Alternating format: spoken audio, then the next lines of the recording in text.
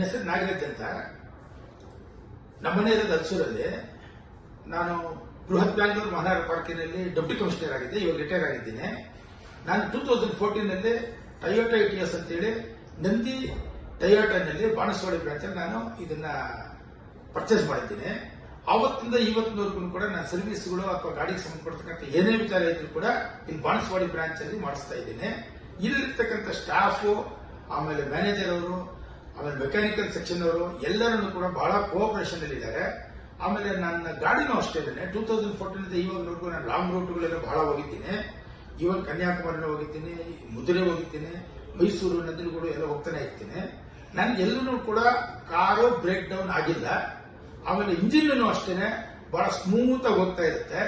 ಆಮೇಲೆ ಅದೇ ನನ್ನ ಅದೃಷ್ಟ ಏನೋ ಗೊತ್ತಿಲ್ಲ, ಇವತ್ತಿನವರೆಗೂ ಕಾರ್ಗೆ ಎಲ್ಲೂ ಏನು ಡ್ಯಾಮೇಜು ಆಗಿಲ್ಲ.